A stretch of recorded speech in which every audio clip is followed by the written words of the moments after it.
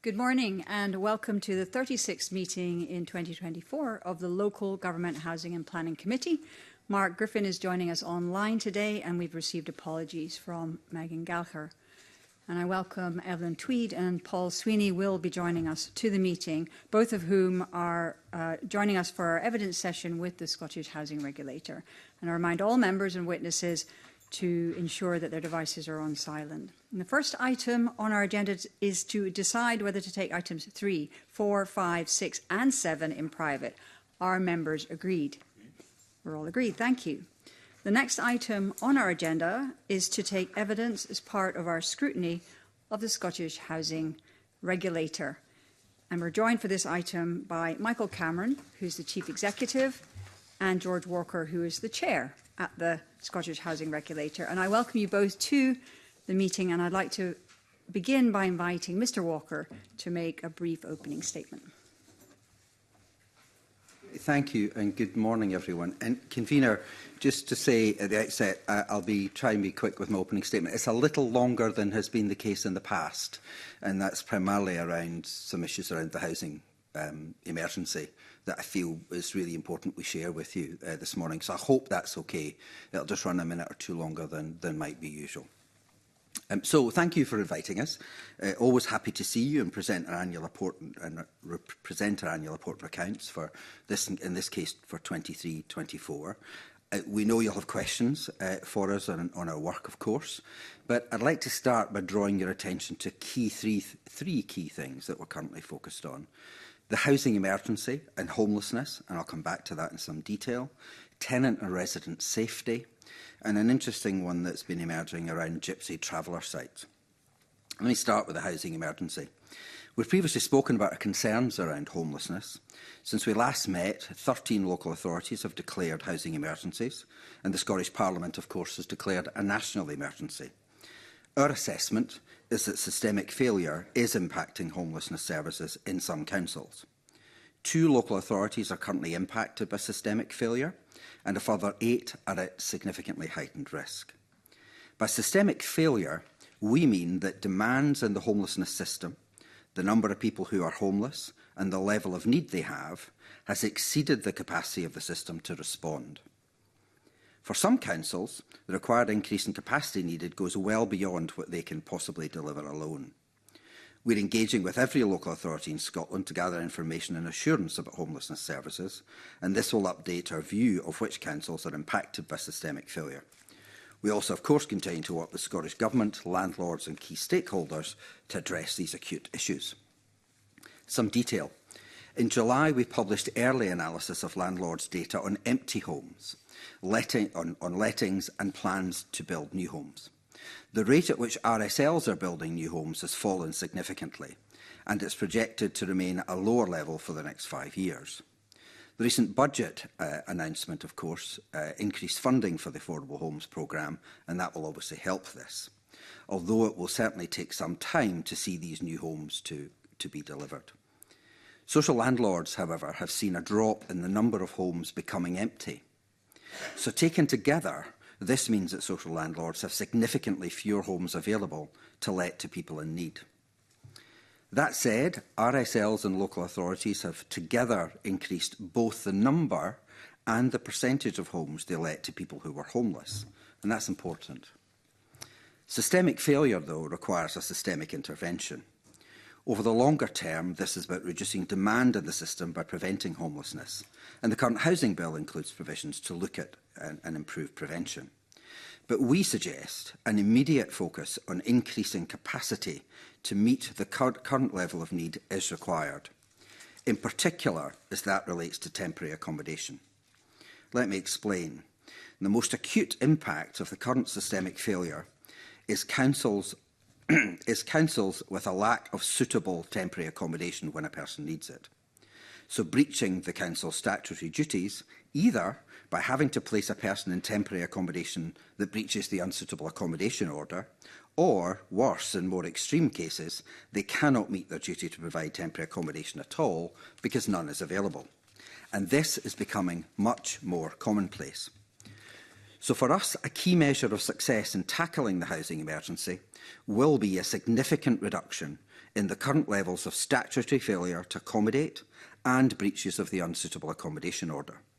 This means, however, that we may see an increase in the number of people in temporary accommodation, and that could be a positive outcome, but if and only if that temporary accommodation is suitable.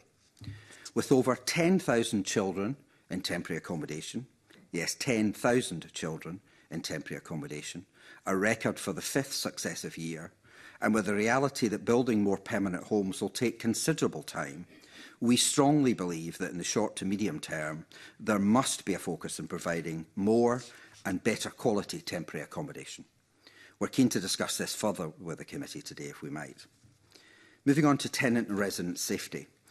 This remains a focus. We've recently published an updated position on RAAC in social housing, and we'd be happy to discuss this further with the committee today. We certainly are in the process of monitoring the ongoing management of RAAC in social landlords.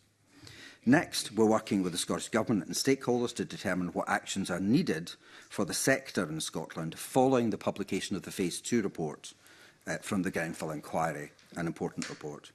And finally, in this, we recently concluded a consultation on the introduction of new indicators around damp and mould. We'll set out the outcome early in the new year with the aim of landlords collecting this information in the coming financial year. My third key issue, moving to gypsy travellers.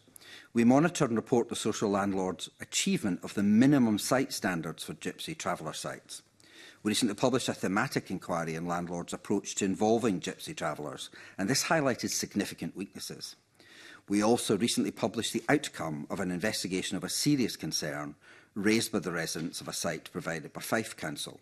That found significant performance failures by the council, mainly relating to site conditions.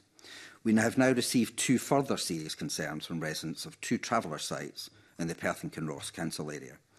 So our work with local authorities in the coming period will of course have a specific focus on gypsy traveller sites, and you also might be interested to know that we're currently working closely with the Scottish Human Rights Commission around a piece of work focused on these sites' provisions. These serious concerns and our work assessing landlords' compliance with the minimum standards raise serious questions for us about the effectiveness and the cultural appropriateness of the current very basic minimum site standards.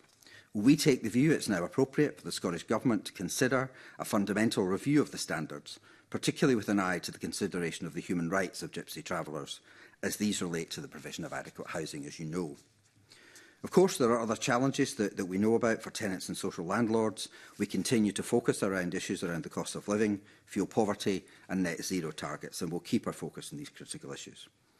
But finally, if I may, I'd like to just reflect a little, as this is likely to be my final appearance before the committee as my term as chair of SHR finishes in 2025. In this time, our board have worked hard to ensure that SHR is a transparent regulator, and during this time we've delivered effective regulation. I'm proud that we've introduced annual assurance statements, which social landlords have, to their huge credit, fully adopted. And we also now publish transparent engagement plans for every single landlord in Scotland, and a clear regulatory status, by which I mean compliant or not compliant, for every RSL in Scotland. We're grateful to landlords because they have helped us to deliver this, and I firmly believe that governance in the sector is all the better for it. Committee, I'd like to thank you for your continued scrutiny, and we welcome that you've sought views from our stakeholders about our work. Our stakeholders regularly give us valuable input, which we use to shape our approach and to deliver the statutory objective that Parliament has set us. We'll carry on engaging transparently in that way and positively with our stakeholders, and we'll also, of course, continue to keep you as the committee fully updated in our work throughout the year. So while I'm here as chair of SHR, I'm supported by an excellent and I'm happy to say an increasingly diverse board, and I'd like to thank that board and all the staff team at SHR for the work they do. So convener, committee, I know you'll have questions for us, so over to you. Thank you for your time.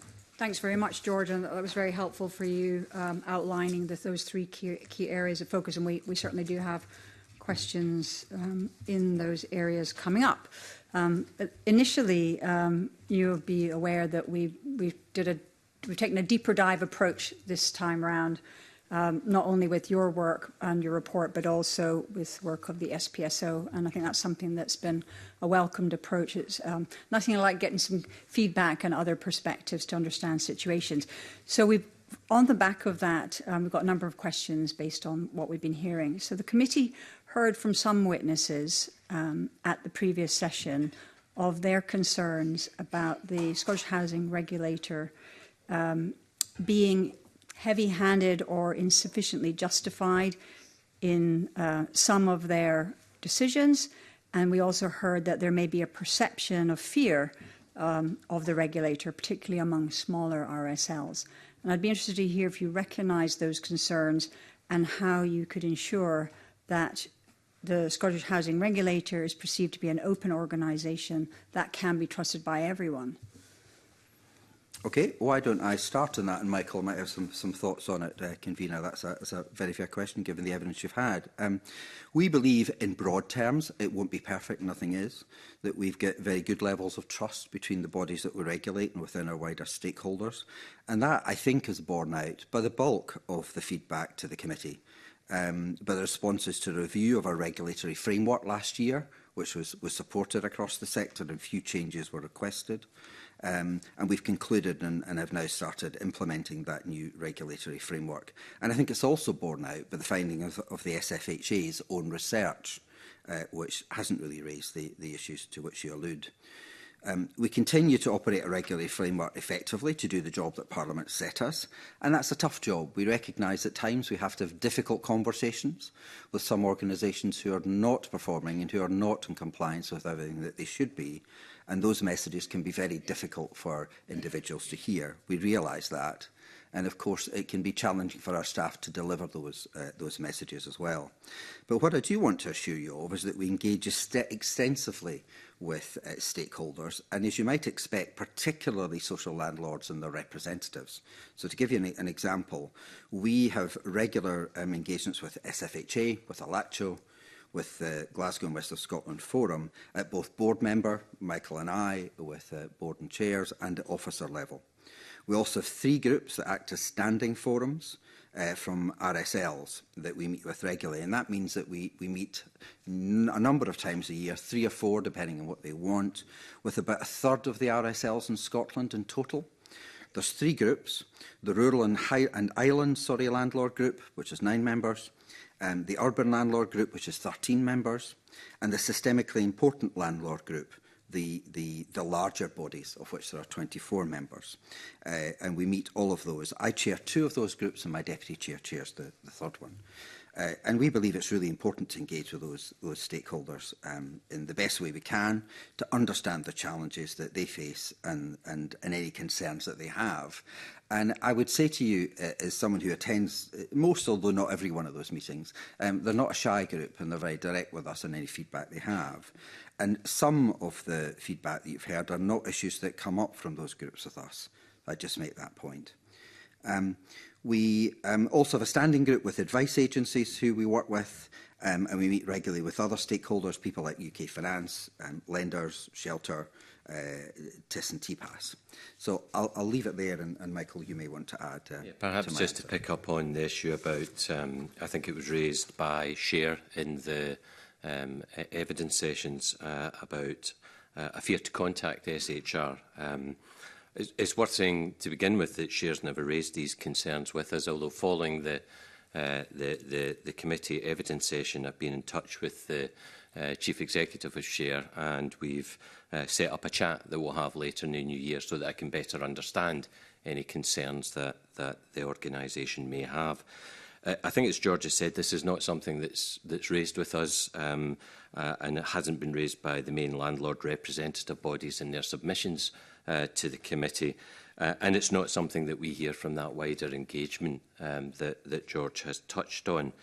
We have hundreds of engagements with RSLs every year. Last year, 110 RSLs contacted us with notifiable events. And in the year before that, that number was 125, which is nearly all RSLs in Scotland.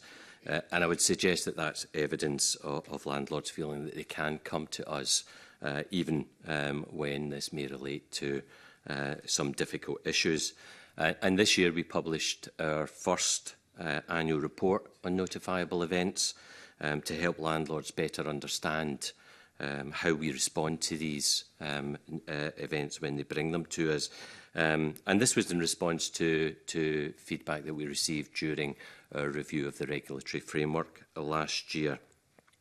Having said all of that, we do understand the trepidation and hesitancy some people may experience in contacting a regulator, particularly when it's about something that's gone wrong within their organisation. And that's why we produce a lot of guidance for landlords around how we respond in serious cases and what they can expect when they contact us if something has gone wrong. Thankfully, potentially serious issues don't happen often, and generally landlords will work with us to resolve the issues concerned. Indeed, we've found in our analysis of the notifiable events that we've received over the last year that most RSLs provide good supporting evidence when they provide us with the notifiable event, and that these are therefore quickly and effectively resolved by both the RSL and with us. Having said all of that, again, I would say that if anyone has any concern around how they are being engaged with by SHR, then I would be more than happy to have a conversation with them. Okay, thanks very much for that. Just on the, you mentioned that you have hundreds of engagements and 110 last year. Was that just the year we're in or the one before? The year that's concluded and in which our report relates. Great, thanks. And of those, do you have a breakdown of how many were local authorities? They would all be RSLs. They're all all the notifiable events come from RSLs. Okay, great. Thanks very much for that. So continuing along this theme, again, from the evidence we've had previously, we heard concerns about the, so you mentioned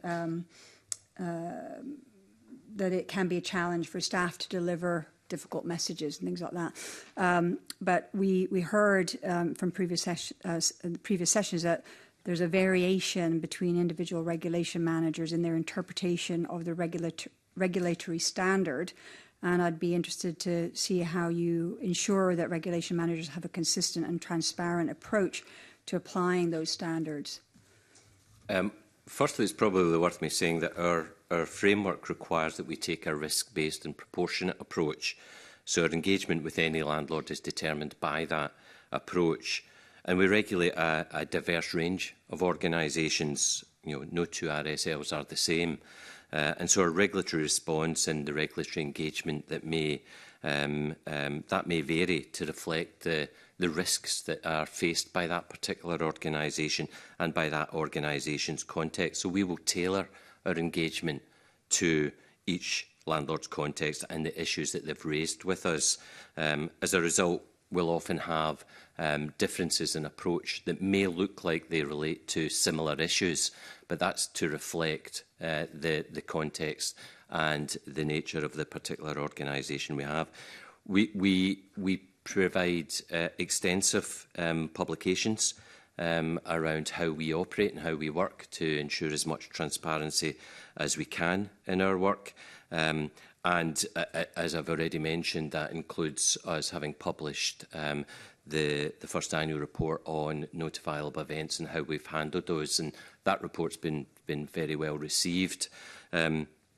We do provide our staff with regular training and updates on the regulatory framework and how we manage our engagement with landlords, and we have training for our staff on how to engage as effectively as possible, particularly when there may be difficult circumstances that they are having to deal with in a particular landlord. And again, though, I would say if any landlord has a particular concern about how they may be being engaged with, and if they have a sense that that's different to how it might be for others, then I would be more than happy to have that discussion with those landlords. I would say that we've had no complaints about these issues at all from landlords, so it's difficult to get into trying to understand the nature of the concern when we don't have any specifics to go on. I guess it's a bit of a challenging situation where you have a kind of, in my first question, it was around the kind of trust and fear of the SHR, and then people are feeling uncomfortable about coming forward. So there's a bit of a cyclical situation where you're not hearing, but people are afraid to come forward. So then we can't. So hopefully what we're doing here today and with the previous work and previous sessions will help to bring those things to light. I think it's worth saying in that regard that that's why we have the extensive engagement with stakeholders that we do have, in particular the representative bodies of landlords. And again, these issues don't, they're very rarely, if ever, on the agenda in those discussions we have with those representative bodies. So, you know, from that, you know, but as I say, we would be more than happy to have any discussion with anyone who might have a concern in that regard. Yeah, and maybe you mentioned actually it was George mentioned, one of you mentioned that there's these 3 standing forums, and that the rural and islands, urban and systemic impact, something like that. Yeah, important we call them. That's right, systemically important. So those are the larger ones. But that's not all of them, and maybe there's a missing forum in there that needs to be convened to bring people together. But I just want to bring in Alexander Stewart. He's got a supplementary question in this area. Thank you, convener. Good morning, gentlemen. There seems to be a mixed view of how the regulator and when it comes to trust. You've given a view this morning, and we've heard evidence from others as well. So, can I ask, how do you deal with the impact, and how do you deal with working relationships for yourselves and associations and individuals? And how do you build and maintain that trust if there is an issue? Because we certainly believe there is an issue. I think there's a couple of things to do, and I think it's a very fair question given some of the things you've heard, and that is one, to be as open and transparent as we can be. That's why we set up the 3 landlord groups that we've touched on, and over time the membership of those groups will cycle. We publish not minutes of those discussions, but blogs as it happens, because that's what the landlords wanted. They didn't want exact minutes of those groups. We publish those to try and be as transparent as we can, and therefore we take feedback from that group. And I can honestly say to you, Mr Stewart, that group is not a shy group that engage very directly with us around issues. We had some very frank discussions, for example, recently at a meeting I was at with them around how we might best deal with the issue of damp and mould, for example, and the complexities of that. Some really good feedback from them. But the other really important issue to this question around people being fearful to come forward, of course, we've got the excellent additional layer of the Glasgow and West of Scotland Forum, ALACHO, and the Scottish Federation of Housing Associations, at arm's length, if you like, from individual landlords, the membership bodies who can come to us with concerns either directly on behalf of their members, could be anonymously. So there is that arm's length way of dealing with it as well. And Michael and I meet with those, the chair and the chief executives of those organisations, and at all levels of the organisations regularly as a second route to us to raise things. And I can honestly say to you, those things are not coming up. Now, that is not to suggest at all that I don't recognise, I think I said earlier, that conversations with organisations that may be in some difficulty, may even be failing at times, or have been at times in the past, are difficult conversations for both sides. It is not easy for someone leading an organisation to hear from the regulator that they are not in compliance, or that they are not upholding the standards that they should.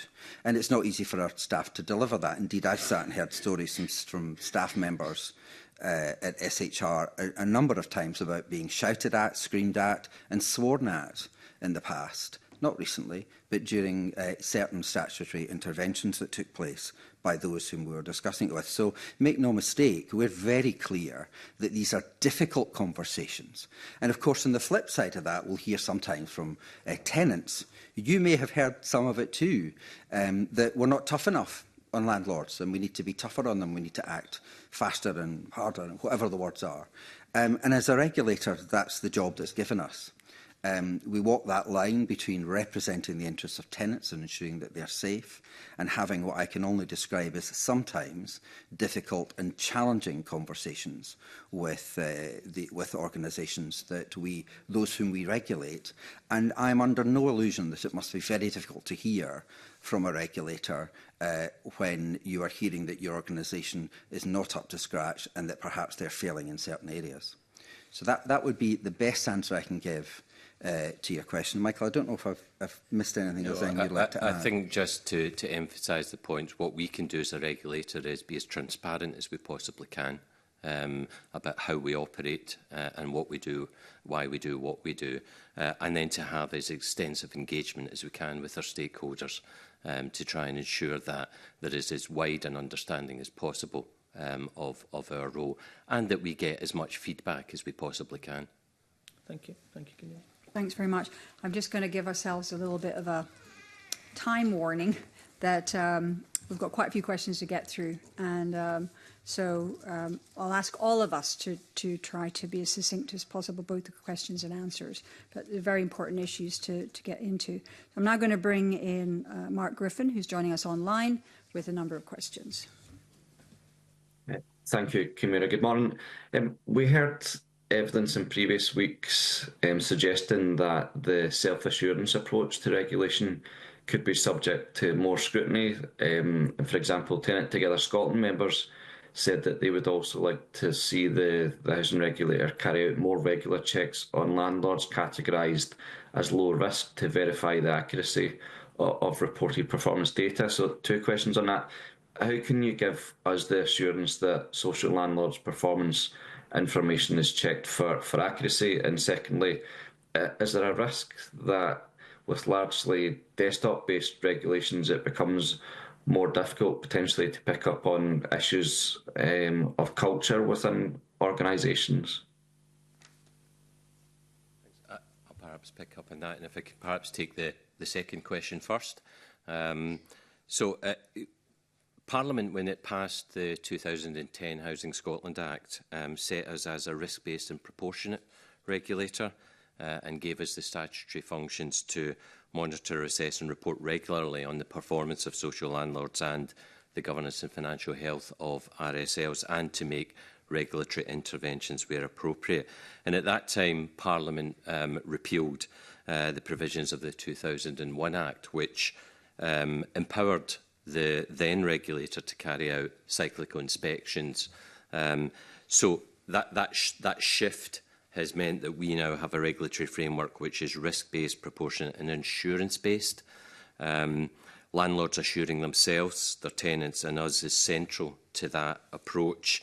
And this is consistent with the duties placed on us and the powers available to us. And it's each landlord that is responsible for delivering good outcomes and services for its tenants and service users. And landlords need to be self-aware, analytical, open and honest about their performance and identify and drive improvement. When we engage with landlords, we look first at what they have done to assure themselves and that they are meeting those regulatory requirements. And we issue extensive guidance, both statutory and advisory guidance, to assist landlords to understand their responsibilities and what they need to do. And we regulate against those outcomes and standards, and our guidance is entirely principles-based. And we've worked with the SFHA, with the LACHO and with the Glasgow West of Scotland Forum to develop an extensive toolkit to help landlords to get the assurance that they need across the full range of their activities. We have introduced in the last 4 or 5 years the annual assurance statement. George, I don't know if you would want to say more about the annual assurance statement, that you've touched on that already. Yeah. Why don't I, Mr. Griffin? Because I think you ask a very sensible question. I think it is fair enough for people to say, "Gosh, but could they be giving you misleading information?" When we introduced 2 cycles ago in the regulatory framework the idea of annual assurance statements, it would be fair to say it wasn't a universally popular idea, because landlords felt it was more work for them to check all the areas where they were compliant. What has been really interesting is we think it's had a fantastic outcome, because what we get from landlords now is, we believe, a broadly honest, can we say everything's perfect? No, I'm sure we can't, no organisation can, but a very broadly honest assessment of their own compliance, and organisations identifying where they may be falling short, and indeed in that annual assurance statement identifying where they're falling short and what they're doing about that. But anecdotally, I've had feedback from a number of chairs and committee members who've all said to me personally at various meetings, actually, that what that's done for them is to start looking maybe in darker corners that they hadn't seen the light of day for a while, and really testing where they were strong and less so. And so I think we've had very good feedback from that.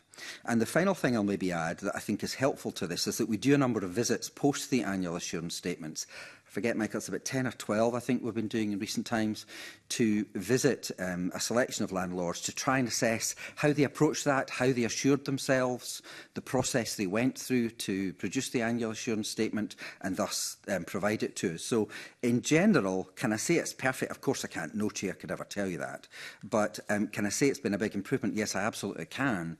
And the feedback that we get from organisations who complete them is actually generally pretty positive these days. So I hope that goes some ways to answer your sensible concern. Yeah, thanks for that. And George, touching on an answer to the previous question, some evidence to the committee from tenants groups have suggested they would like the regulator to take a stronger approach when performance of a social landlord is poor. And I'll give you the example from Robin Kane from the Edinburgh Council area told us that he feels that when the regulator does identify when performance is poor, he said, however, we do not see the benefit of that at all. It's taken more than 6 years to get some benefit. So I guess my question is, what can tenants see to performance improving at a quicker pace following an intervention from a regulator? Again, it's a fair question. I suppose it highlights that fine line we walk, doesn't it? I referred to earlier. That tenants would like us to be tougher and faster, and landlords don't want us to be too tough. That's the job of a regulator. Certainly to the Edinburgh situation, I'll maybe let Michael comment in a little more detail on that if you would like. But I think it is about engagement, discussion, dialogue, trying to move things forward. Some things move forward quite quickly.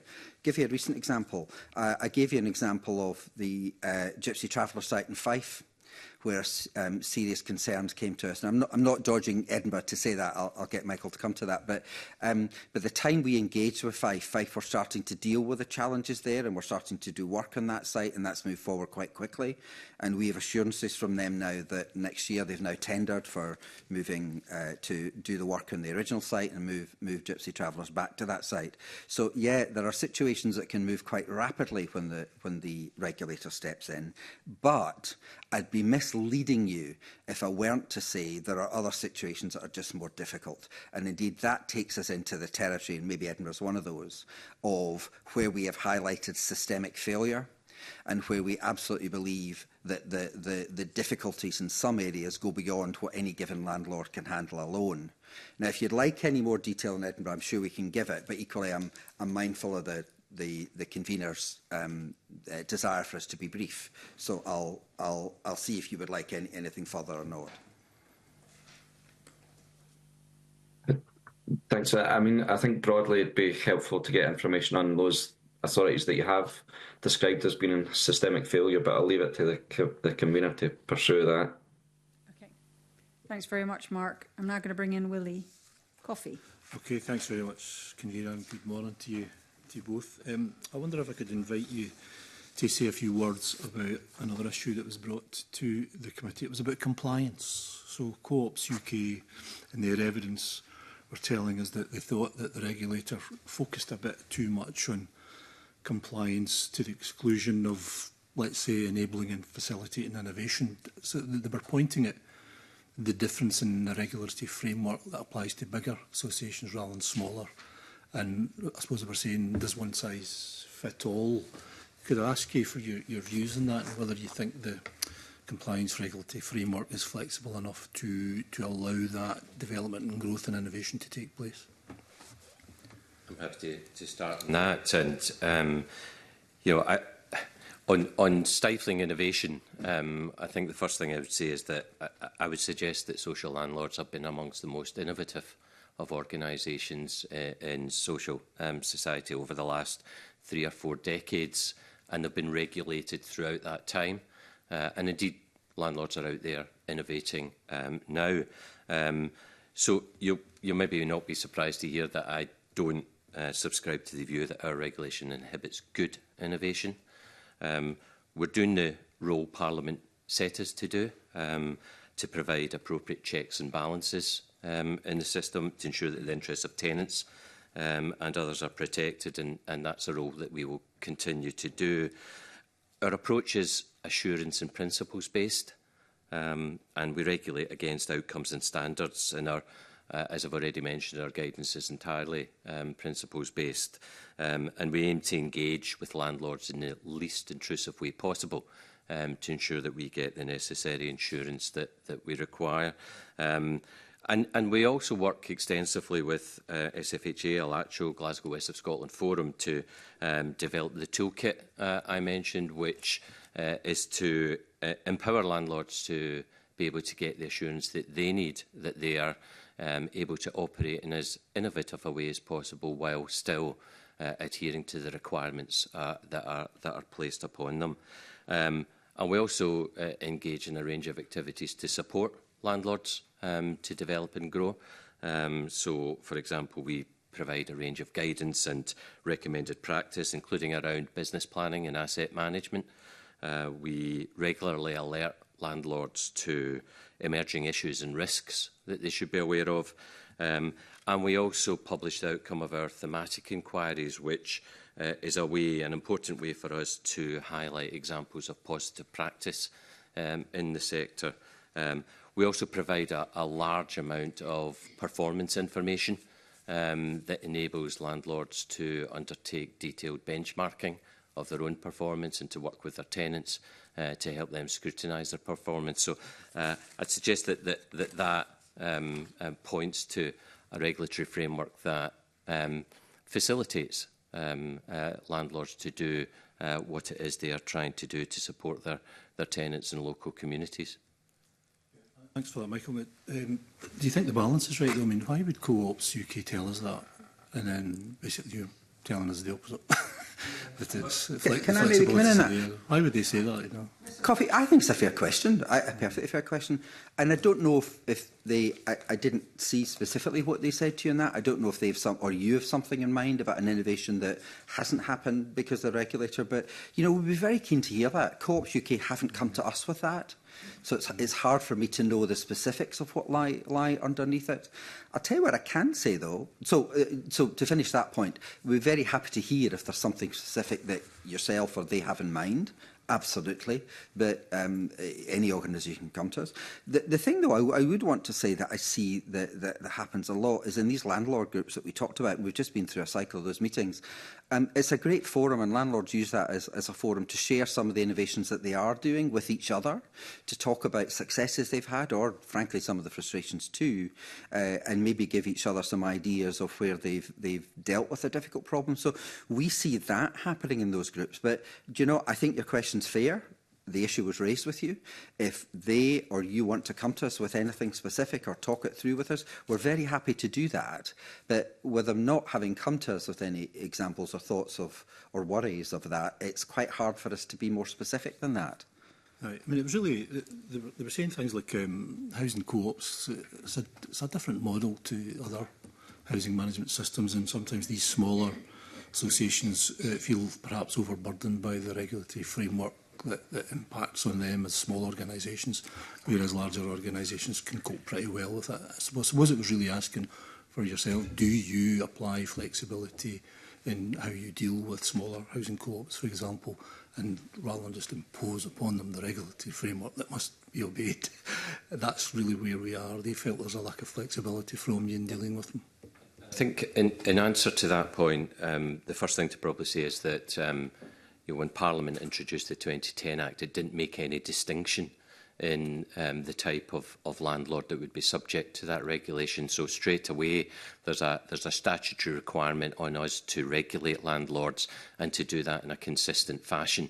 Having said that, we are a risk-based and proportionate regulator, so we take account of the issues that are presented by individual organisations, and we tailor our approach to those organisations depending on their context. And again, as George has said, if there's any of those organisations have a concern about those things, then I would be happy to discuss those, how we impact on them, how we can, where it's possible, adjust our approach to ensure that we are supporting those organisations to do what it is they're trying to do, while at the same time getting the level of assurance that Parliament expects us to get.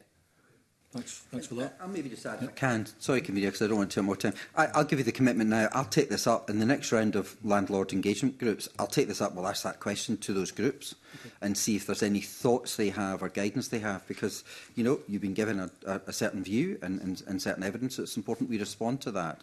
So I give you my personal commitment. We'll take that into those groups and see what comes from that. Okay. Thank you very much for that. My other question was on interventions and the costs of some interventions. We also had some evidence about the extremely high cost that interventions can take.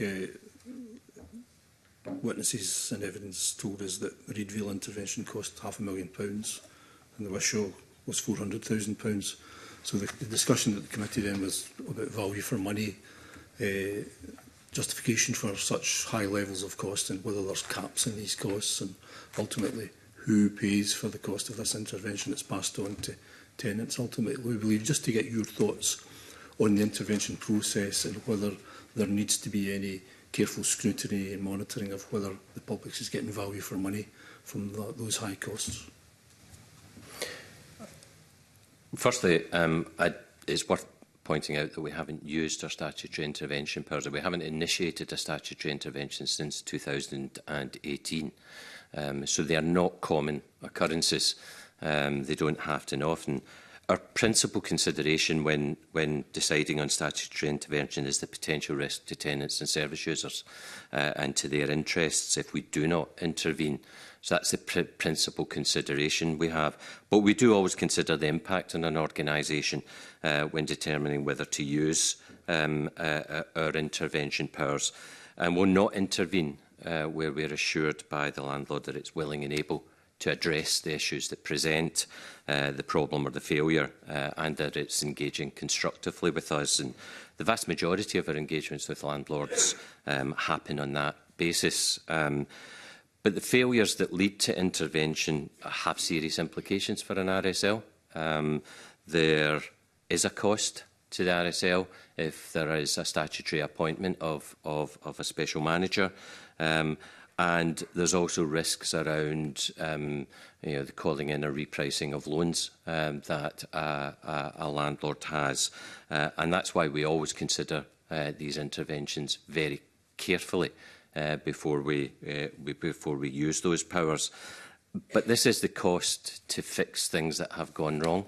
And that's why we stress the importance of landlords acting to avoid the need for us to intervene, including engaging quickly and constructively with us when they identify problems. We publish the outcome of every an account of every statutory intervention, and that includes the direct costs of the intervention. We do that to be as transparent as we can, and in part to highlight that there is a cost to these failures. For a few years now, we've been encouraging the SFHA and Glasgow West of Scotland to consider the development of a sector-led improvement service, independent from us, and that would provide support to landlords who may be struggling with serious issues. Until now, it's really only been our intervention that has provided that type of support to organisations in difficulty. I'm pleased to say that they have now developed or started to develop an approach that would provide that type of support to organisations that are in difficulties. We very much welcome that initiative, and we'd be really keen to see it developed further as an alternative to statutory intervention, to avoid the risk of those kind of costs that you're highlighting. Yeah, thanks for that, Michael. Would you say, though, that the two that I mentioned, that are nearly £1 million, was money well spent and the outcomes were positive for tenants? You mentioned Reedvale, and we haven't used our statutory intervention powers in Reedvale, so that's not the cost that relate to work that may have gone on there is not as a consequence of our intervention.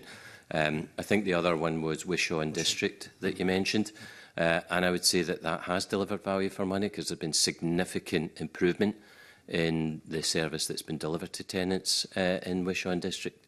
And to highlight one very important improvement that happened, there had been a stalled site in Wishaw High Street that had been draining the resources of the previous association, and upon another association stepping in to take on that work, that's now delivered much needed new homes in Wishaw. Very much for that. Thank you, Convener. Thanks very much, Willie. I'm going to bring in Alexander Stewart. Thank you. You've touched on this morning the forum, the Glasgow and West Forum, and you've also touched on Reedvale Housing Association. So if I can maybe ask a question with reference to them. Some evidence we have had is critical of the attitude towards community-based housing associations and the sort of merger culture that is being perceived. And the Glasgow and West Forum did give an example of Reedvale Housing Association, which it said did not inform or consult tenants about an options appraisal process, and that this breach of the regulated standard was allowed to simply just let go by the regulator. That was the perception that there was. So do you agree that the case of Reedvale Housing Association, that you let the regulatory standard and optional appraisal be breached? And secondly, how would you respond to the concerns that the regulatory culture that nudges smaller RSLs to transfer to larger associations? So the first one was, did you, the standard, do you believe that appraisal was breached? I'll perhaps pick up on that first one. Thank you. So the Housing Scotland Act 2020 sets out that an RSL which is proposing to transfer its homes to another landlord must consult with each affected tenant to conduct a ballot or to seek their written agreement to such a transfer. And then it must notify us of the result of the ballot or the written agreement before transferring the homes. So the legal duty for an RSL is to consult our ballot tenants, and that applies when the RSL has decided to propose a transfer of engagement to another RSL. So there isn't a duty on an RSL to have that level of consultation with their tenants prior to proposing the actual transfer and undertaking a ballot of their tenants. We set out the requirements on landlords around tenant balloting and consultation in our guidance. In the circumstances of Reedvale, it did comply with that guidance.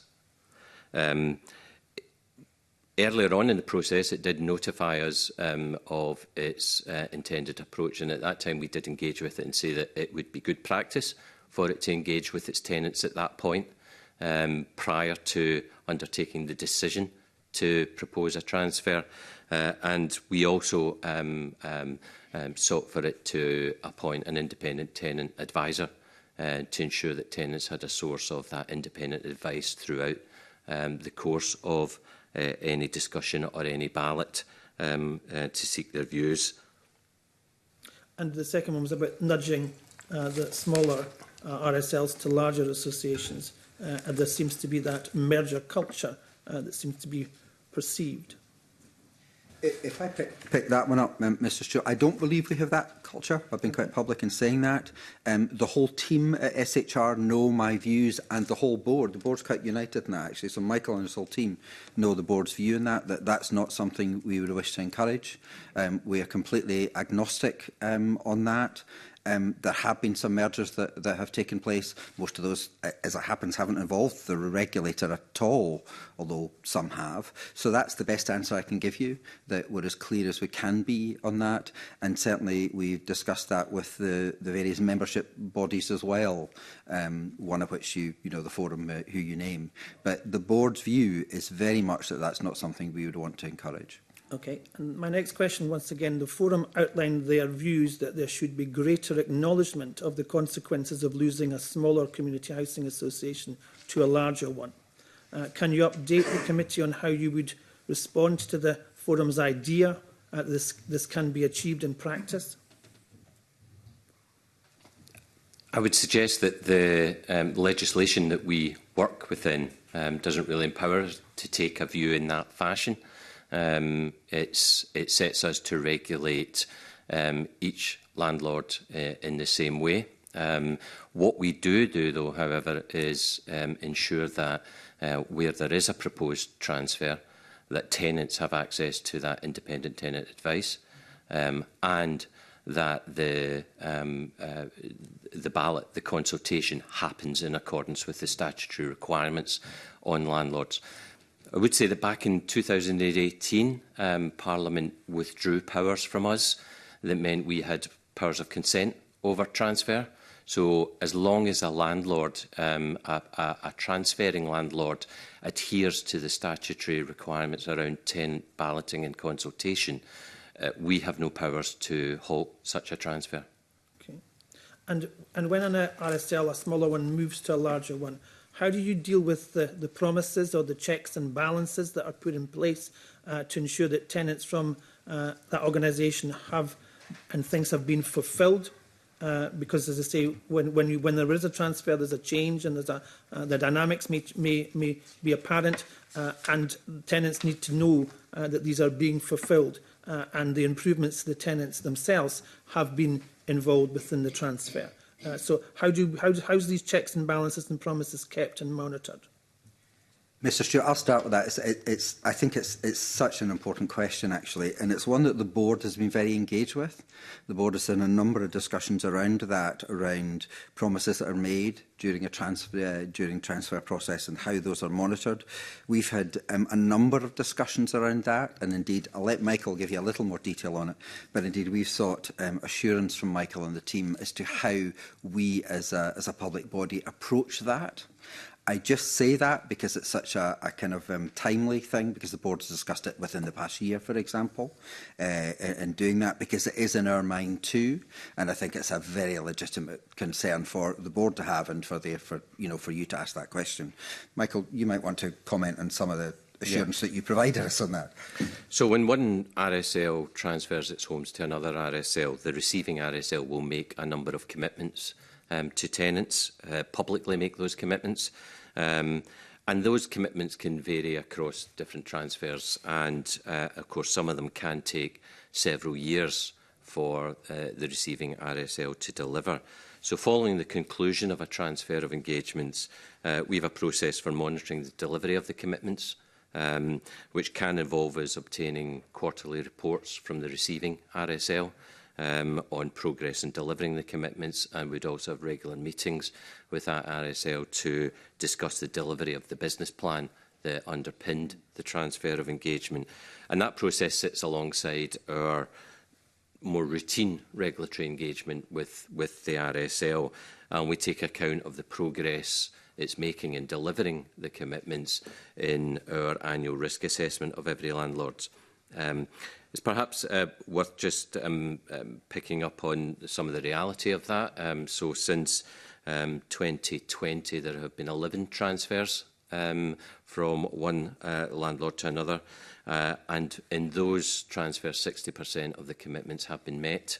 None have been abandoned, although some have been postponed or timescales have been extended. And that's principally because of the impact of wider systemic challenges or shocks that we've experienced over the last few years around COVID, the cost of living crisis, etc. But all of the remaining commitments, all of those RSLs remain committed to deliver on those. And I think, again, going back to my earlier point, it is worth highlighting that we no longer have the statutory powers in relation to transfers that we had prior to 2018. Parliament made those changes in response to the reclassification of RSLs as public bodies by the Office of National Statistics, and Scottish Government and Parliament took a number of steps to address that classification. One of those steps was to remove our powers of consent. So we have a much more limited role in relation to transfers than we had prior to 2018. Thank you, Convener. Thanks very much. And I'm now going to bring in Emma Roddick. Thank you, Convener. SFHA, amongst others, have suggested that there's a need for a truly independent appeals process for the housing regulator. Can you explain in more detail the current appeals process, how often it's used and how you work towards the regulator's code of practice in this area? Why don't I start on that and let Michael go into some more detail. The first thing to say is that we would absolutely welcome an independent appeals process. That would be absolutely fine with us. The only thing I would say to that is that an appeals process should be well designed, appropriate, objective and independent. Why do I say we welcome it? Actually, because we're really quite confident in the regulatory judgments that we make. And so therefore an appeals process that is independent coming forward would be a matter for Parliament, of course. We don't have the powers to do that ourselves yet in the legislation, but it's something we absolutely would welcome, and it's for Parliament to make a determination if that's an appropriate thing. There would, of course, be costs involved, and that would be for all of you to determine. In terms of what we do at the moment, we do have an appeals process. It's as independent as, how would I put it best, it's as independent as the legislation allows for now, because what the legislation specifies is the appeals process is through to the board of the regulator. And I know that's not independent, you know, that's obvious. I'm stating the obvious there. And so what we do is we have an appeals process that would come through to an appeal panel involving board members to try and introduce independence to that. We have independent legal panel members who join that. That's something we've done of our own volition, so that's one way to do it. But I equally understand the challenges of that in independence terms for there. The second thing I'll say is that what we do with that is if there's a significant decision or something that we think may be appealed, we make very sure that certain board members are identified early and step out of the discussions around that process so that they don't have access to all of the information, and therefore they could come to an appeal fresh, if I can put it that way, Ms Roddick. You know, they haven't been party to all the information that I might be as chair, and I never would take part in these because I have access to too much information. And the final thing I'd say is, I think from memory, and Michael, correct me if I'm wrong, I think we've twice had appeals that have gone to that stage and to board. Is it one? Sorry. Okay. Okay. Maybe there was one that we thought might, and I had to get board members to step out. So, okay, just once. So that's where we are at the moment.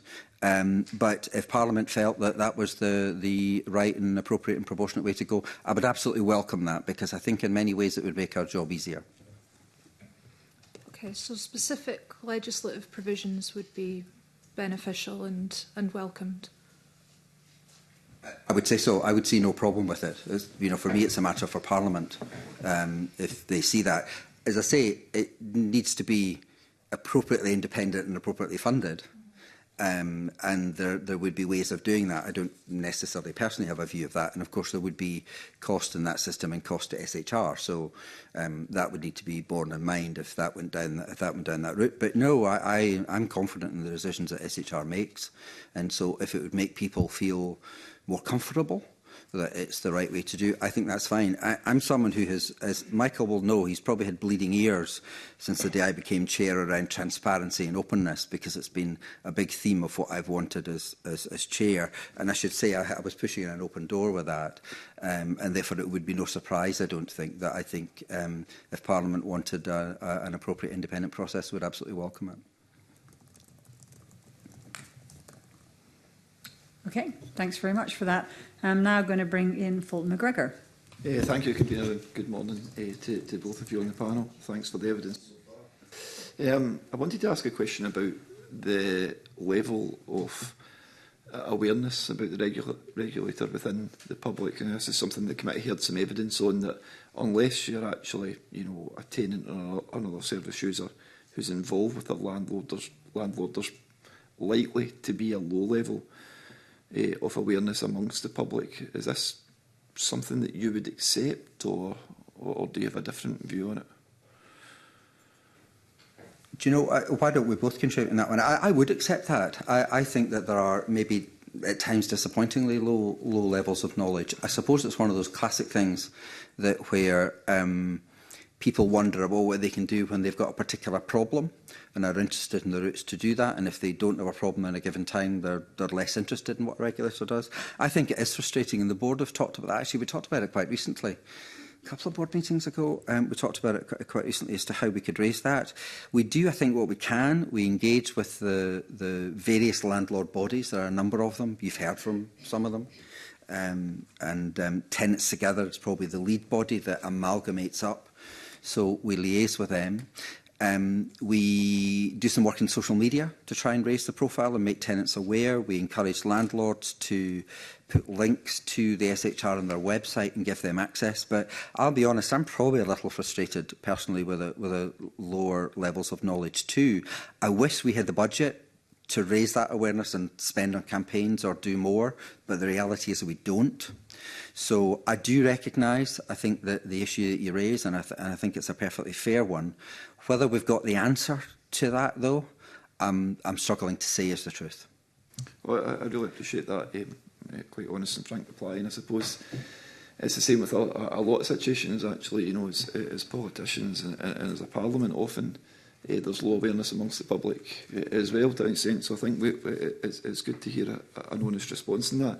It might be, Michael, you could add one or two things. I only touched on one thing. I talked about engaging with tenant groups, but there are a number of other things we do with tenant panels and tenant advisors. Michael, you might want to highlight, because there are more with things we do.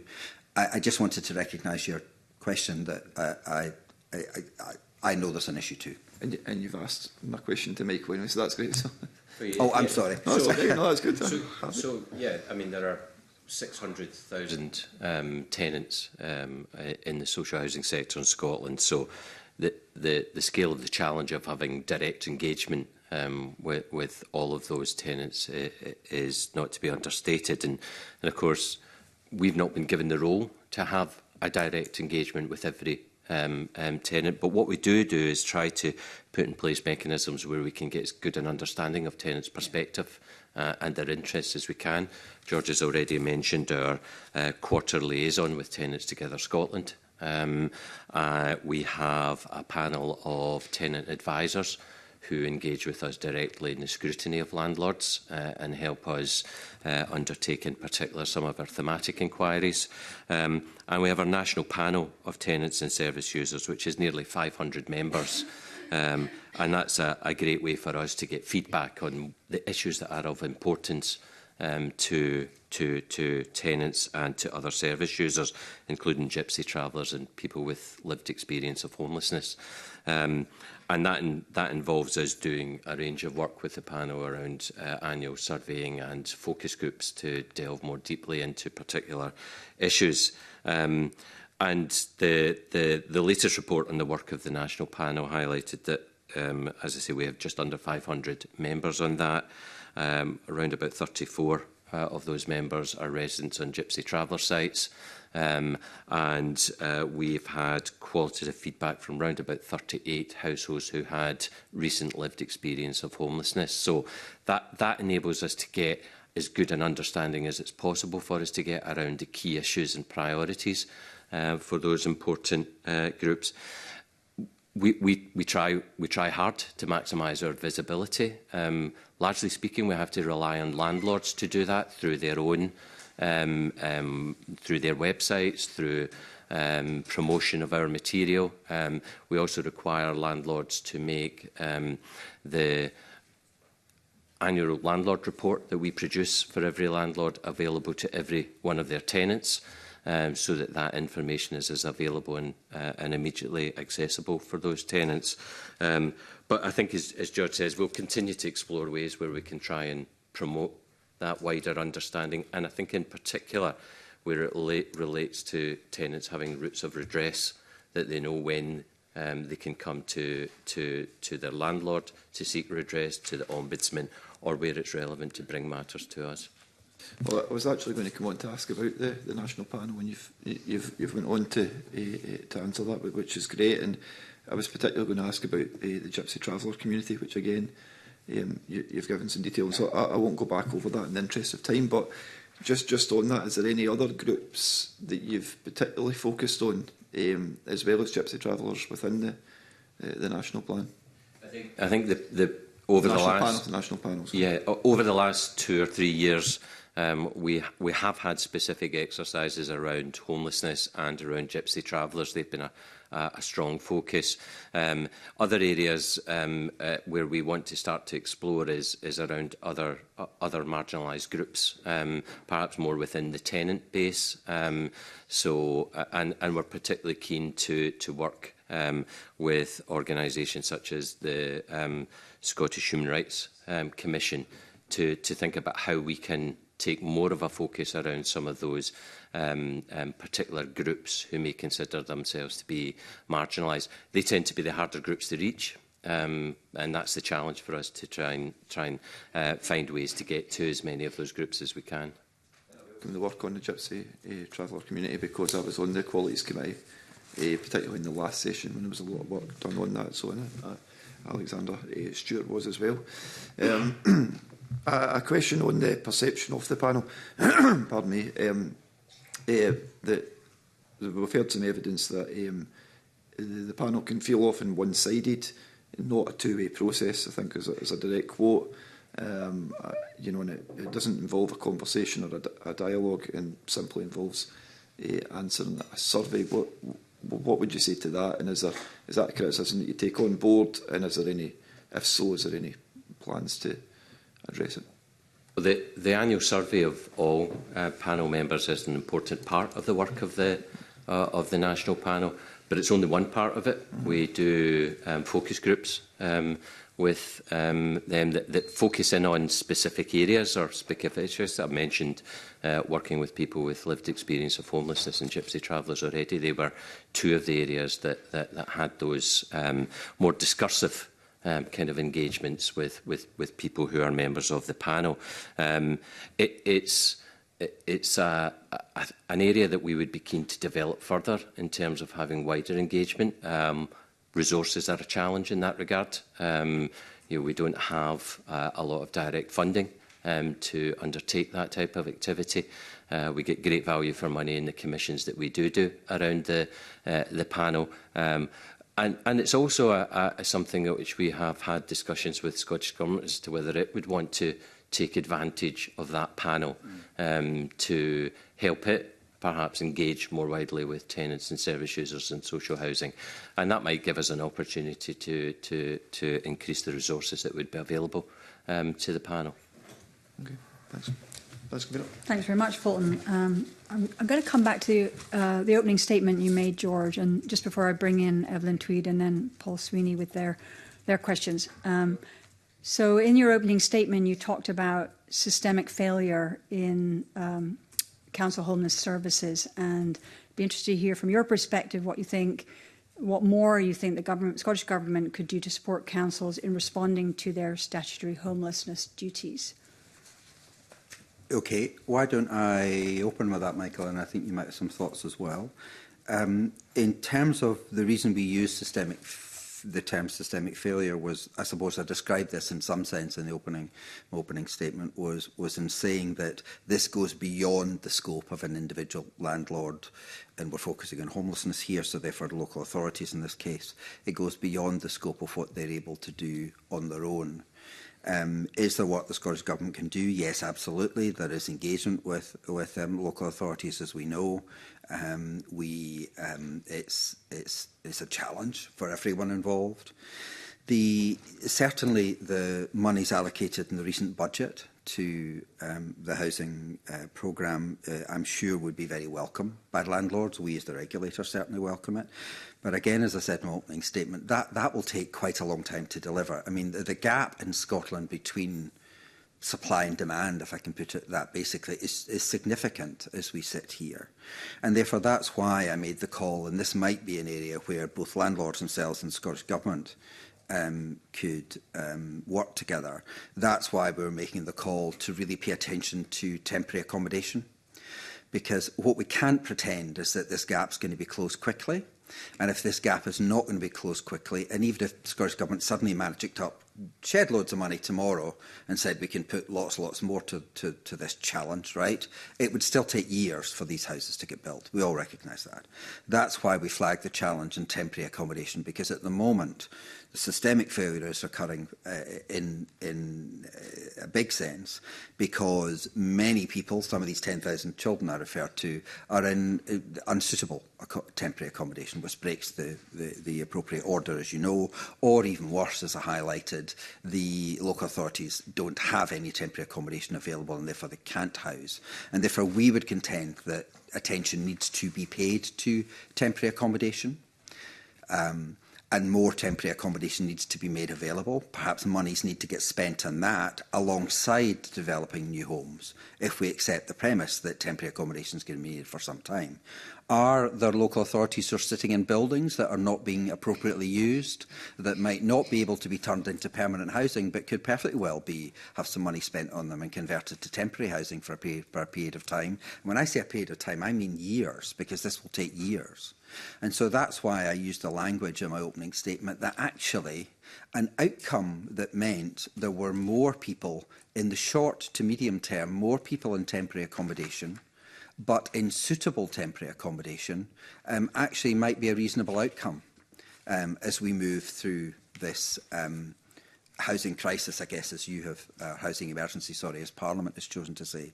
So I'll stop there, but they are some of the things, and it's the reason why we have focused on, we spent quite a lot of time in this recently, it's the reason why we focused on the issue of temporary accommodation.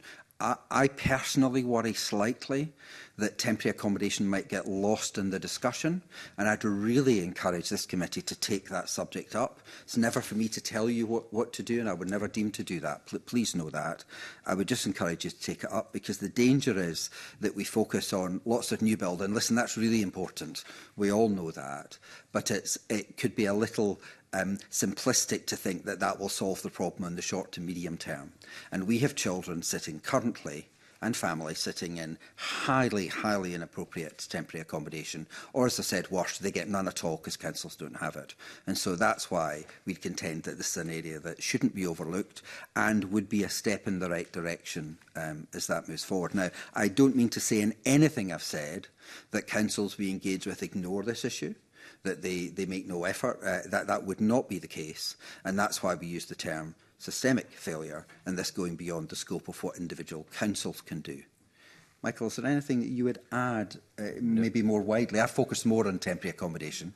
I don't know if there's things you'd add more widely. I think you've highlighted the need for the most immediate focus, and I think that has to be around those statutory failures to provide temporary accommodation or breaches of the unsuitable accommodation order. Those feel like the most immediate and critical issues in terms of the emergency that's in front of us. Okay, thanks very much for that. And certainly when we went to visit Argyll and Bute Council and had discussions with them, we heard about that kind of the wider piece beyond just building supply. Also, in your opening statement, you mentioned gypsy traveller sites, and we heard last week about how the regulator could be stronger around gypsy traveller sites, and you mentioned in your opening statement that you're now of the view that the Scottish Government should review the standards for gypsy traveller sites, and I'd be interested to hear a bit more about what you think needs to happen and what benefits this might bring, and as briefly as possible. Okay, fair enough. Yeah, the call to review the sites, I mean, I don't know how familiar the committee is with the sites. The minimum standards are, trust me, really minimum. They are very basic. And so just bear in mind that as a regulator, in effect, if I can put it this way, a regulator has a benchmark to regulate against. And so, in other words, we can go to councils and say, you're not meeting the minimum standards, please meet them. But those minimum standards themselves are quite poor. And therefore, we are, if you like, disempowered to go beyond those standards. There have been a number of cases recently. I highlighted 3. I won't go over them in detail again. One where we were fighting against Fife Council. There's 2 more in Perth and Kinross, or Perth now, that we're investigating. But that's why we feel that addressing those minimum standards is really important, because without raising that bar, in a regulatory sense, we're quite limited, because actually the organisations whom we regulate would have the perfect right to say, we meet the minimum standards, Mr Regulator, go away. And there's nothing we could do about that. As to what this might achieve and how we might do it, I'll maybe hand you to Michael for that.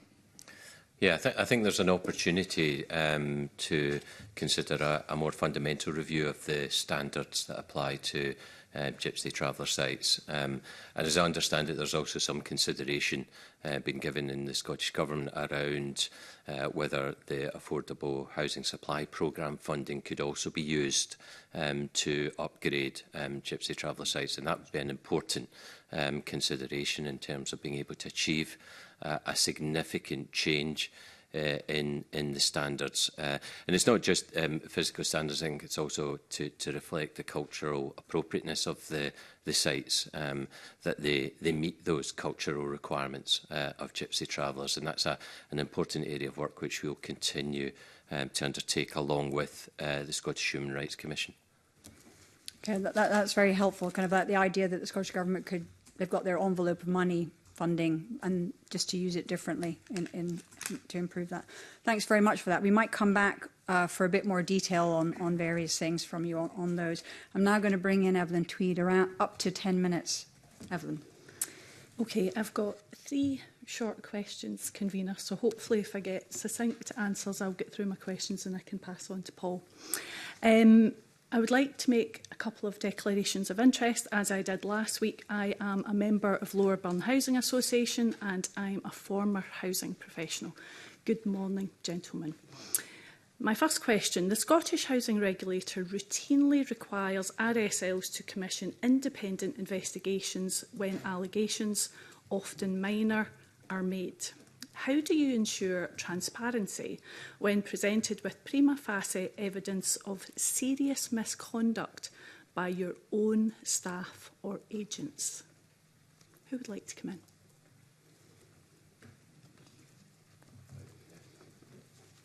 in? When we engage with a landlord that has serious problems, serious issues, that can often be as a consequence of matters being brought to our attention. And we would consider the significance of those issues that are brought to our attention, and only if we felt that there was sufficient evidence in front of us would we engage with the landlord and ask it to undertake certain activities which could involve conducting an investigation that would be undertaken by somebody independent to the organisation. Doesn't necessarily need to go to that level. So there's a range of tools that we would utilise in those circumstances.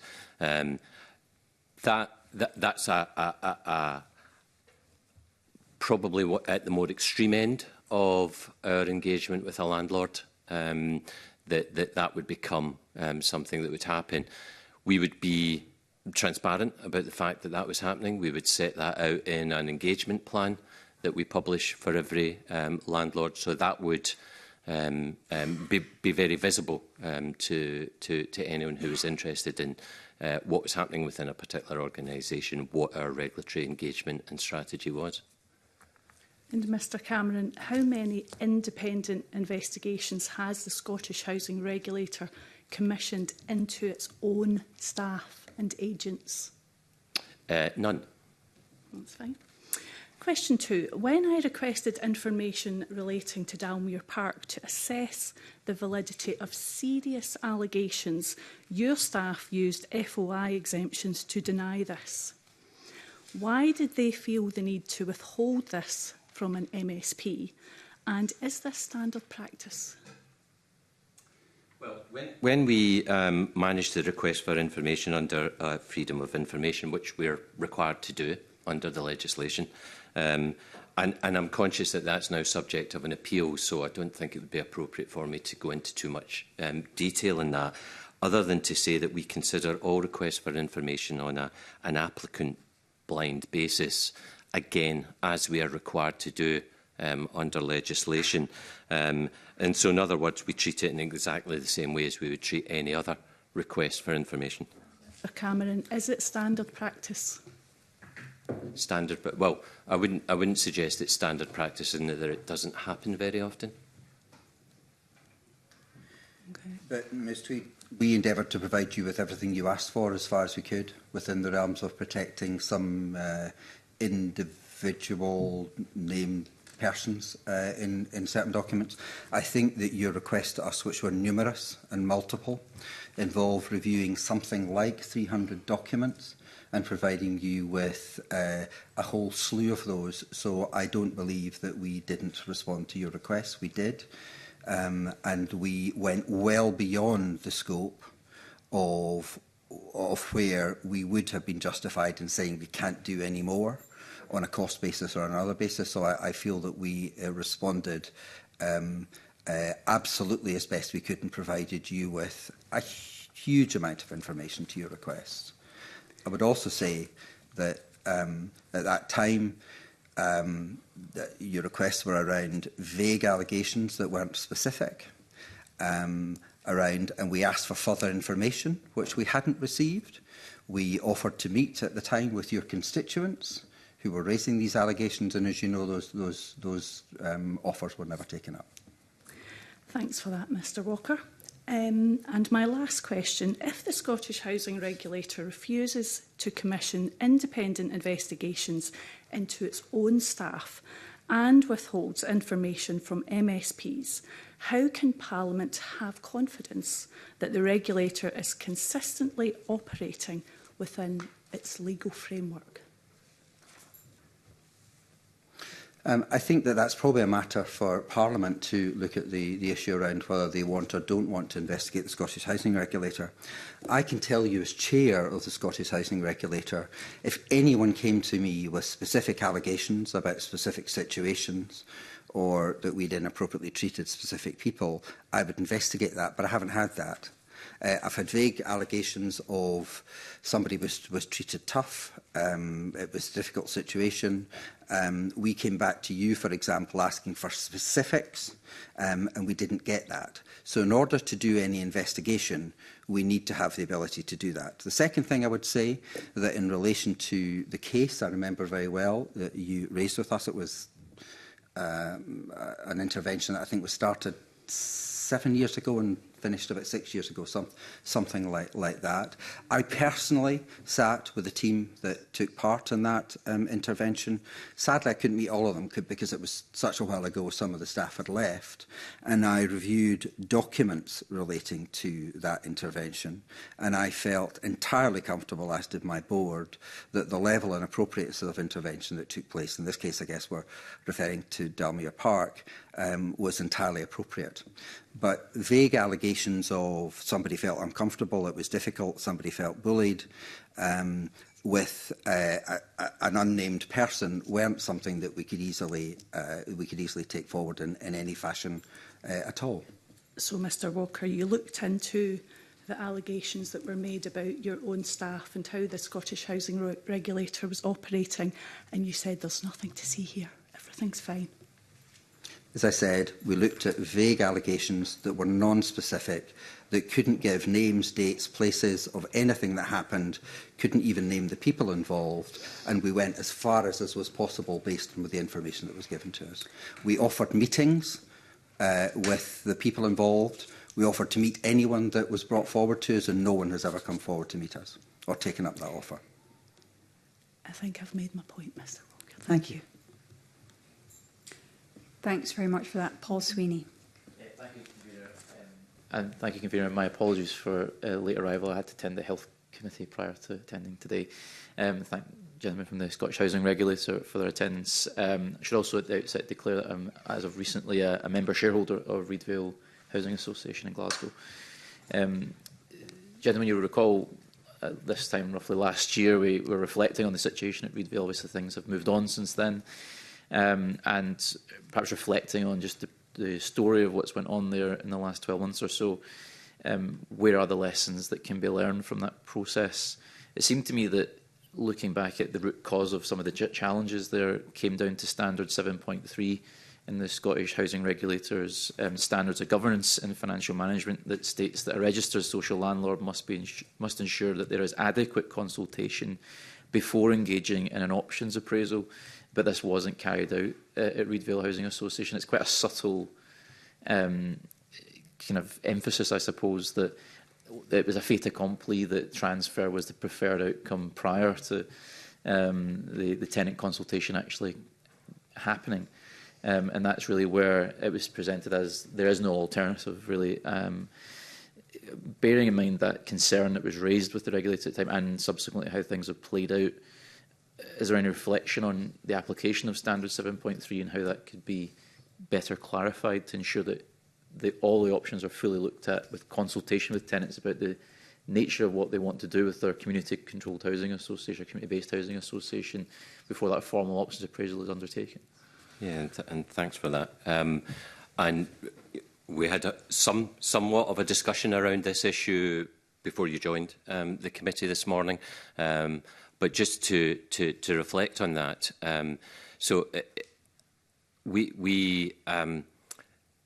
our principal role when it comes to a transfer is to ensure that the transferring organisation consults with tenants and undertakes a ballot as it's required to do under legislation. Now, prior to 2018, we used to have more powers around how an organisation would go about undertaking a transfer engagement, but at that time Parliament withdrew the consent powers to address issues around the classification of RSLs as public bodies following some work that the Office of National Statistics had undertaken. So we now have a much more restricted role when it comes to transfers, and that's principally to ensure that the landlord undertakes the appropriate statutorily required consultation and balloting. Having said that, when we engaged with Reidvale at the point where it had made a decision, we did say to it that it needed to undertake more extensive engagement with its tenants to enable it to inform that decision. And at that point, it did undertake some further consultation with its tenants. And we also required it to appoint an independent tenant advisor to ensure that tenants had a source of independent advice through the course of the consultation and balloting process in particular. We've had some conversations with, in particular, Glasgow West of Scotland Forum around how we, as a sector, might look to develop further guidance around how landlords can manage the process of both options appraisal and then, if it takes it to a place where it's going to consider finding a transferring partner, how it engages with its tenants around that. That's not guidance we are empowered, as things stand, that we are empowered to do so, but we would be keen to work with the sector to develop such advisory guidance. It seems to me that there's certainly a legal duty on the ballot, clearly, and also obviously the shareholder vote, which was the nature of how things played out at Reidvale. But it seems to me that the root cause of the problems arose from the notion that it was just good practice to do this tenant consultation prior to a formal option appraisal. It seems to me, in reading the regulations, that it is a regulation that's required, and if it's not compliant, then there is a do not pass go, or the regulator should certainly intervene at that point and say, well, we don't think you've followed this procedure correctly. You shouldn't be doing an options appraisal before you've done consultation with the tenants and the wider stakeholders in the community. It was only ever when the options appraisal was published that then it was like, oh, you need to do a transfer of engagements, and that then became the the kind of narrative from that point onwards, when everyone was kind of caught unawares by it. You see what I mean? Is that position of having as much guidance available for our landlords as possible to help them through those early stages? I mean, I think it's entirely legitimate for the governing body of an RSL to have considerations of its strategic direction, and that's an appropriate thing to do, and we would encourage them to have regard to our guidance on business planning, which sets out how we would advise them to go about that process. But as I say, our role, our regulatory role, our regulatory powers are restricted to that issue around the adherence to the statutory requirements in this regard. But as I say, very keen to work with bodies in the sector and indeed with Scottish Government to consider whether there can be better guidance put in place for RSLs in that regard. Thanks. Just if I may convene just one more point. Concerns arose during the process at Reedvale around, I know there's been talk of merger culture, and I won't repeat that kind of discussion, but just clearly the issue that seemed to arise was concern about the association of statutory managers who also regularly are interim directors and also transfer consultants, and there seems to be a community or an ecosystem of people who are associated with each other who have those relationships, and that there was concern that if there is a merger culture or alleged merger culture, having someone who's a statutory manager 1 minute and a transfer consultant the next could then lead to reasonable conclusions that they are biased towards transfers as an appropriate measure, as opposed to trying to work hard to protect the community control of the housing association, if you know what I mean. Would you say that there needs to be perhaps greater transparency about the relationships, transparency about register of interests, etc.? Maybe that could be something that could be improved in the statutory framework. Well, for statutory managers, we, in the last round of procurement, we go through an exercise every 3 years to procure our list of statutory managers. In the last iteration, we took a step of including within the published information that we have on statutory managers more information on their background and their work. So when we appoint a statutory manager, we would absolutely take account of any potential conflicts of interest that they may have prior to any appointment. We do have a relatively small number of people who come forward to take up the role of statutory manager, and that in itself can be quite challenging, and we're interested in ways that we might be able to work with the sector to, firstly, as I mentioned to committee previously, put in place a process that is sector-led, that can drive improvement, and therefore avoid the need for the regulator having to become involved, and certainly to avoid the need for the regulator to have to take statutory action. We've had those conversations with SFHA and the Glasgow West of Scotland. They've already put in place a number of mechanisms that would allow peer support to organisations that may be in difficulty, and we'd be keen to develop that initiative further to see whether it can be a genuine alternative to statutory intervention. If I can put one quick question, if that's all right.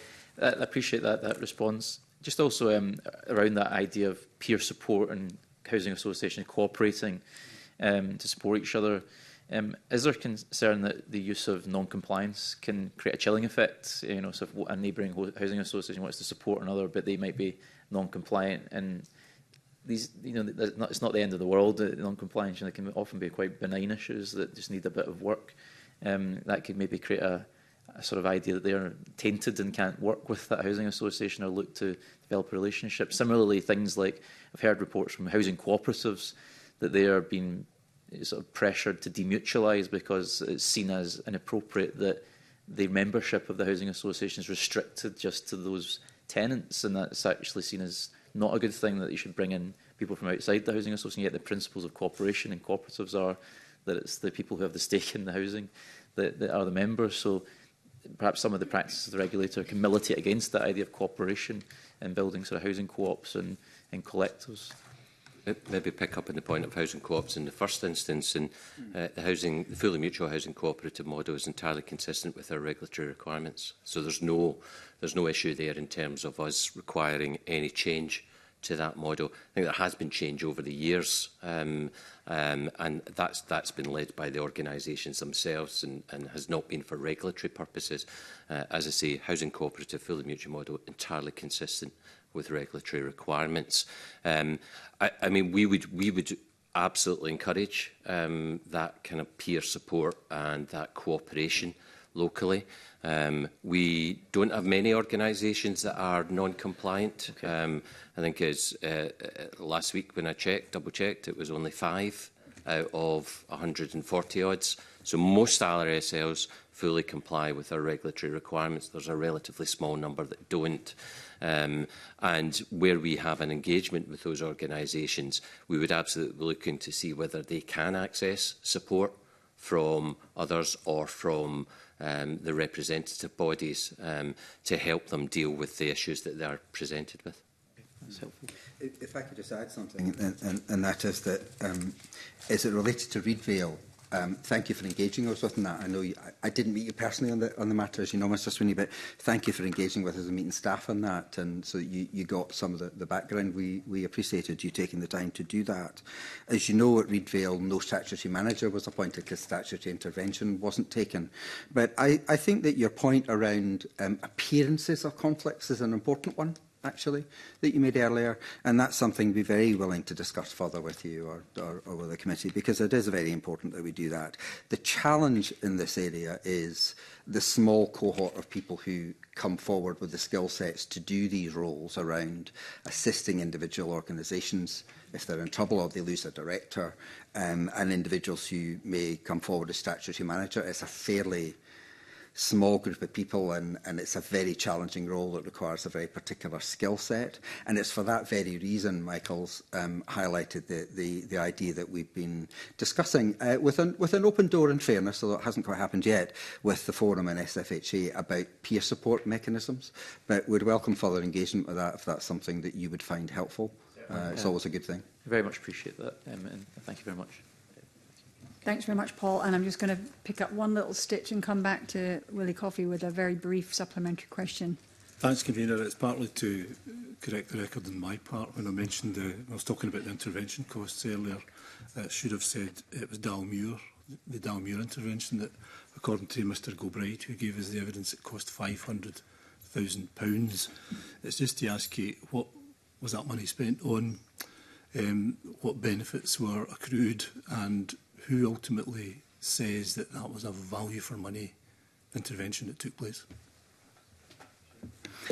So, having had the benefit, as I explained to Ms Tweed earlier, of gone through an awful lot of documentation around Dalmuir Park, I'm well aware that the situation at Dalmuir Park was a very troubled organisation in difficulty. And I'm very aware that a leader hearing from the regulator that they are not doing their job and that an organisation is perhaps even failing is a very difficult thing to hear and not an easy thing to do. I would categorise that many of those costs as being the costs of putting things that are wrong right. And I'll let Michael comment further on that and the impacts of that.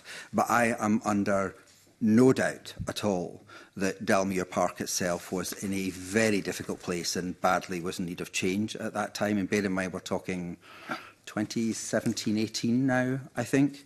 The bit I would encourage the committee to do, though, if you want to help answer your questions, I'm not suggesting Michael will dodge it, by the way, Mr Coffey. The bit I'd suggest the committee might just talk to Dalmuir Park.